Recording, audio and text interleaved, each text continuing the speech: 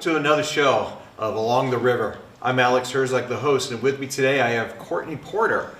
Courtney is a staple in our community and quite a giver, and so I wanted to bring her on the show and talk a little about what she does and who she is. Hi, Court. How are you? I'm good, Alex. How are you? Well, I hope you don't mind me calling you Court, because that's the way I know you, right? Most people actually call me Court. Perfect. So tell us a little about what you do in town here, Court. So my role for the SAU 6 is to be the school social worker, the McKinney-Vento homeless liaison, and I'm also the DCYF foster care point of contact. So really my job is supporting our most vulnerable population and the students who really are in need, whether it be clothing, food insecurities, housing, families that need help with employment, mental health, physical health, just those all-around basic necessities that help us get out of bed and be functioning members of society, and for students who really want to do their best academically, but a lot of times stuff just gets in the way. Yeah, if we don't take care of those things, then they can't do a good job of learning in schools. And if they're hungry or they're not sure where they're going to be staying at night, those kinds of things. And we do see that a little bit in the school district here with some of our students. So thank you for doing that. I know you also have a big project that you've worked on every year, is that back to school event. Yes. So usually we do it the weekend before Labor Day weekend, and the Back to School Fest has become really a community-wide event. It's not only about ensuring that students have their school supplies that they need, but it's about bringing the community together. So we have, NFR has been one of our biggest supporters over the past few years. Excellent. And also Claremont Savings Bank, Mascoma Savings Bank, individual community members. The Boy Scouts come and set up this cool archery thing that they have. They did, yes. But it's an opportunity for families to come together and to start off the year with just a really positive note, being inspired about what, the potential is for the upcoming year. Yeah, it was great. They got to see each of the schools. Some of the principals were there, assistant principals, teachers showed up.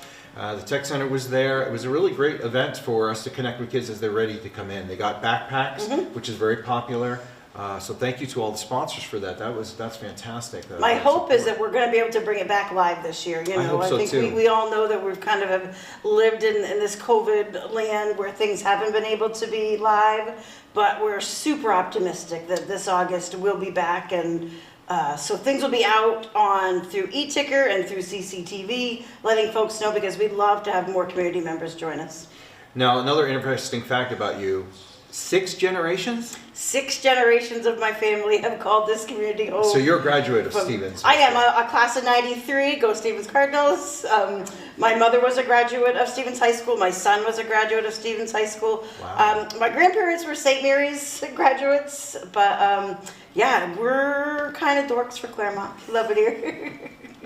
So I know you also are involved with the Chamber of Commerce. You're on the board there, very active there. You're also on a couple other boards. I'm newly elected to the board at the Claremont Elks Lodge. Oh, excellent. I also am a past board member of the Claremont Kiwanis Club. So any activities coming up from either one of those organizations that you're... Funny you should ask, because the Claremont Kiwanis Club is actually getting ready for their annual auction. Oh, that's right. Which will be in April. Again, with the wonkiness of COVID, it will be virtual, but you can go to the Kiwanis Facebook page or their website for information on that. The Elks is getting ready to support the new teen living project, transitional living projects for teens, that's happening at the Claremont Learning Partnership down in the old Diana Love building.